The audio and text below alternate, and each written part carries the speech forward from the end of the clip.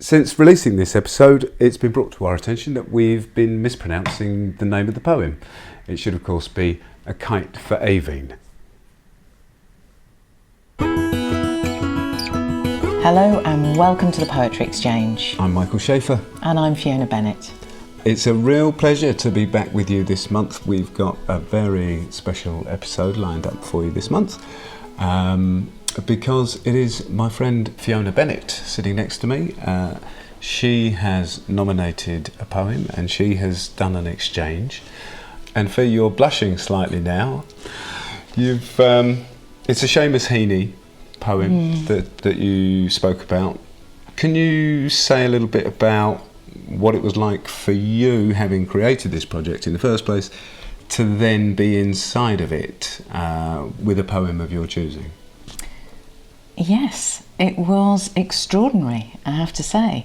I think, to be honest, Michael, a bit of me thought, well, it's good that I do this because we're doing this project and, I should show up with the poem that's been a friend to me. And there were, as many people say, many people who come to the Poetry Exchange with the poem that's been a friend to them often say at the beginning of the conversation, there were so many poems I could have come with, and there's always this moment of deciding. And I had that too. Which friend would I bring, etc., etc. But I did, in the end, I chose the poem that I chose because I knew that it was a friend to me, and I knew that I didn't fully know why. And I thought, well, this will be great to go and find out a bit more about what this connection is. Yeah, and then in the process of the conversation, I kind of lost track of the idea that it was a project that I've been involved with. The whole thing sort of just went very present tense. And I was just there in the conversation with people about this amazing poem and getting a completely new, visceral kind of sense of what that friendship was about, which was really amazing. And even through to the experience of receiving the gift reading, which again, I slightly thought, okay, well, I'll get my gift reading soon and I know a bit about that because I've been making some of those readings for other people. But of course, when it actually arrived into my phone and I was able to think about, well, am I going to listen to this now or when am I going to listen to this? And choosing to take my gift up a hill and listen to it in a very particular moment and to be with that poem, with the voice of the person who'd really helped me to understand it again, was an amazing thing. I'm very pleased you've told me. I just think there's something really great about you being inside the project from that perspective. So without further ado, you'll be listening to Prebble and Becca Manley talking about A Kite for Aibhín by Seamus Heaney, the poem that's been a friend to Fiona.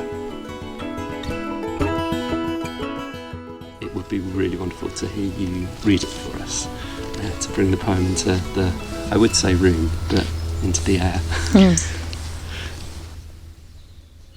A Kite for Aibhín.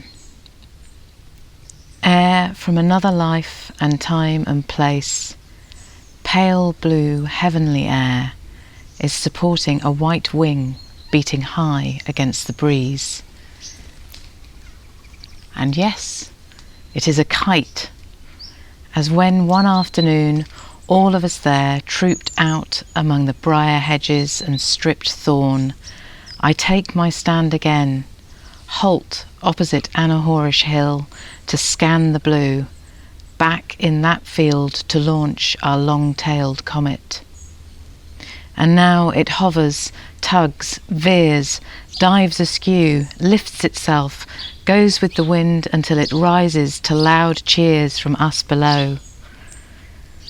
Rises, and my hand is like a spindle unspooling, the kite a thin-stemmed flower, climbing and carrying farther, higher, the longing in the breast and planted feet and gazing face and heart of the kite flyer, until string breaks, and separate, elate, the kite takes off, itself alone, a windfall.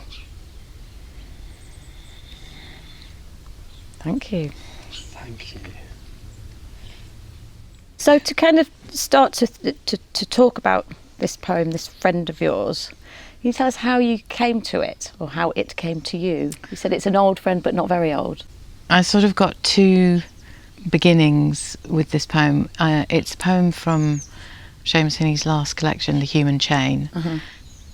I went to see him read, and I bought the collection. And this did a curious thing. It did a thing a bit like a kite itself, actually, which was that it sort of caught me, and I kind of went, oh. But I didn't, you know, it wasn't one of the ones where I really kind of hung in there to really, but it did catch me, but I didn't particularly stay with it. And then I heard it read again at this fantastic evening that happened after Seamus Heaney had died, and a group of poets came together in the South Bank Centre and made this extraordinary celebratory evening of his life and his work, and this poem was read, and yeah, I think whatever it was that had caught me on the page caught me again. And it's a friend that kind of, you know, like somebody does, you know, they sort of catch you and you think, oh, what's all there? But you maybe don't initially explore. And then an opportunity comes along for a second encounter. It feels a bit like you were surprised by it the second time. Was there something different about it? And the first time, I, for some reason, thought that it was to do with death, and that it was, you know, I don't know, that it was sort of something being released in that way. And then, of course, I was hearing it at this memorial for him, but it was introduced properly by someone who knew him well. Right. And it's actually for his grandchild. Okay. So it's actually kind of about birth and childhood, I suppose. And then I suppose my ongoing relationship with it is something that I probably don't talk about very much, which is about birth and death. You know, just to go for the biggies. And I think actually, even in saying that now, I think what's so brilliant about the poem is that it's a single image, and yet there's a history to the image. So there's a present tense and a past tense, but there's just one image really, which is the action of a kite and a group of people. But I think birth and death and all of life in between are in there. Yeah, and physical. I love the physical. You feel the breath, or you feel the kite. Yeah. I think that's amazing that someone can do that. In such a compact piece of writing. I'm really struck by just that initial catching that you had with it. I just wonder if there's anything more about that moment of really being caught by this. That's interesting. I wonder if in fact what happened was that I dived askew. You know, that it caught me and I deliberately didn't, that I slightly looked away, in fact, somewhere. Maybe that's what, I don't know, that's what comes to me now. It's the thought that I wasn't quite ready to really sit with what that possibly was asking me to sit with at that time. Because it moves around and does have a past and a present and all of this. It would be really interesting to hear you talk that through, those movements of past and present and recollection and so on. It's quite complex, isn't it? Because it seems to be a present tense moment, but it's a memory at the same time, I think. I presume it's going back to when he was a child, or not necessarily a child actually, just when he was with a group, as when one afternoon all of us there trooped out I love that. You see, I love all the turns of phrase. Trooped out. You know, what comes with that is a thing of a group of people and what happens with a group, and we're all going to go and do the kite thing, and whether it's family or a group of friends. And then I take my stand again. So I think that means, you know, he's returning to that memory. So this could all be memory, but from somewhere, I don't know why, I interpret it that there's a present moment going on, and as the present moment is going on, he's partly in this memory and partly in the present tense. What strikes me as well is there's a lot about who's there, and it feels like this poem goes from sort of there's loud cheers from us below and all of us there trooped out, and I'm picturing sort of big family walking, childhood memory, you know, and then of course that's before we even get anywhere near the final line, which Kite takes off itself alone, a windfall. Yeah, I think that's a lot of the kind of ongoing love I have of it. I just think that image is just so great of that, you know, the crowd. Does he call it a crowd? No, just loud cheers from us below. But it's like you see a cluster of people, and yet there'll be one hand. There is one hand on the kite, so you've got this sort of, you know, this group energy and willingness onto the thing, and then you've got somebody with it, and then you've got the kite alone up there. Have you flown a kite? I have, yeah. And have you done it with a group of people? On your own? I have done it with a group of people, and I'm sure that's also was probably in this moment of it first catching me, was the memory of that feeling of flying a kite. And I mean, because to do it is quite tricky as well. There's a whole thing about getting it right, because if you sort of don't have the right tension and everything, and you've got to work with the person who lifts it for you and all of that stuff. So yeah, I have a memory of it with my dad, and I guess the whole family, I would think, and probably other people around too, trying to get the kite to go up, because there is an amazing sensation in the moment when you because you can have several attempts, you see, and it doesn't go up, you know, or it sort of goes and then dives back down or whatever, but there, you know, that moment when it lifts off, that's and you know you've got it, and you know, the relationship between you, it, the earth, the air, the person who's supporting you to achieve it is, you know, it's pure, you know, it's like riding a bike, or, you know, it's like all those things of the first moment of it all, you get, that's it, I got it, that's it, we got it, that's it, it's off, you know. I think something in the image of the group and the one, it's very dear to me. I mean, obviously, in his case, he's, you know, celebrating a child or a birth.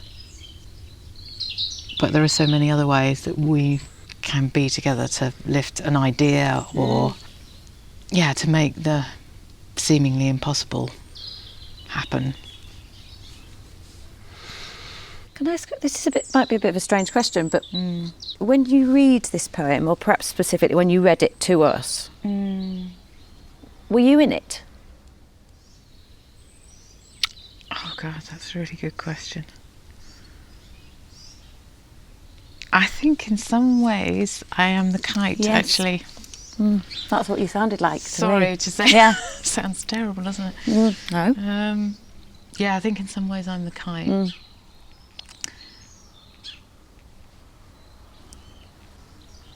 And I suppose that's also because I think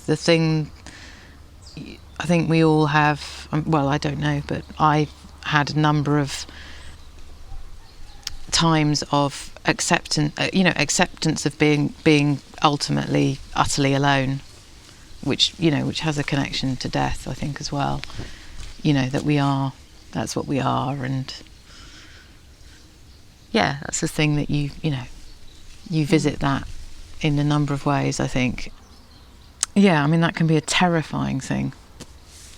It can be a terrifying thing when you really think about it, and it can also be a joyful and liberating thing. And I think this poem holds both those things. It's not a simple image of liberation, although it is an image of liberation. Because there is, I was just thinking about that, there is still a connection, isn't there, with the gazing face and heart of the kite flyer. So there is, like you say, there is liberation, but there is a connection to this thing below that's gazing up.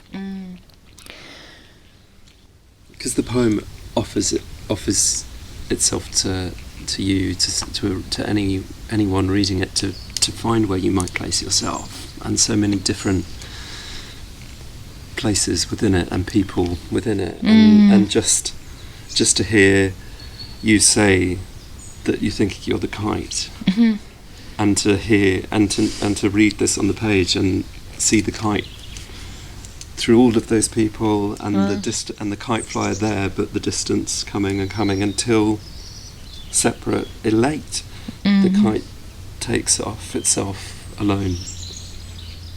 It's quite shocking to me that I've said that I am the kite, actually. Is it? Yeah, it's quite shocking to me. Why? Why is it shocking? I don't know. It just feels like I can't quite believe that I've been having this close relationship with this poem and I haven't thought about where I am in it, if I am anywhere in it. I mean, Is that something that you feel that you've known about that poem? That connection with the kite maybe has been part of it along the way? Yeah, I'm wondering now if that's also part of why I avoided it. That's a kind of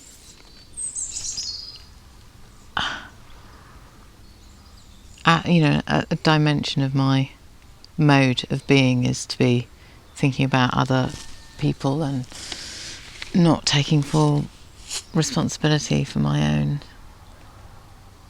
what I need or what, slightly kind of not putting that lens on myself sometimes, and which just feels like a constant kind of balance. And that it makes it a very particular and very special friend, doesn't it? Because it's the friend that allows you to be the kite. And that's not to say that in other times, places, poems, you're not the group launching a friend of yours to be the kite. But in this place, you've allowed yourself, but maybe not without completely knowing it, to be the kite. Yeah, I mean, and I suppose that is, that to be, cut from the string as well. I think something about the freedom of that space, which is hard. We're lucky, aren't we, if we get that, ever. It's joy, it's release, it's freedom. Yeah, I guess an understanding of the brevity of that as well. It will come down. You don't know where or when. Or how. You came in knowing how much was held in this one image. And therefore how much this friend holds for you, contained in this image. I just wondered, what kind of friend does that make this poem to you? Yeah, I suppose the kind of friend who they're amazing, aren't they? Those kinds of friendships where someone will be really connected to you and really, you know, really there, spooling and unspooling and, you know, on the end of the string or whatever, but will also, you know, go beyond, the kind of friend that will go beyond comforting, supportive, encouraging stuff, which is all really lovely and useful, but actually to push you on, you need someone who's prepared to cut the string.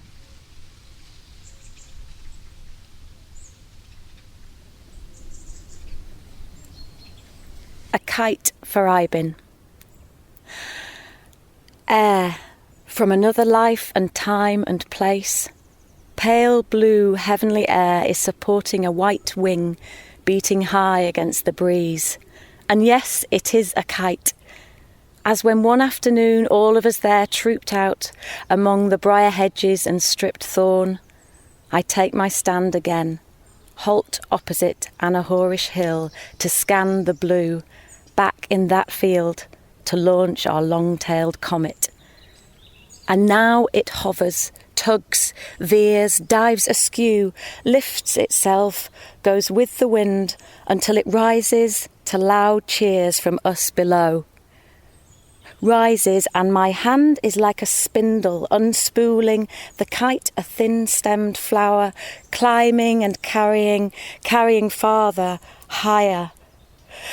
The longing in the breast and planted feet and gazing face and heart of the kite flyer, until string breaks and, separate, elate, the kite takes off itself alone, a windfall.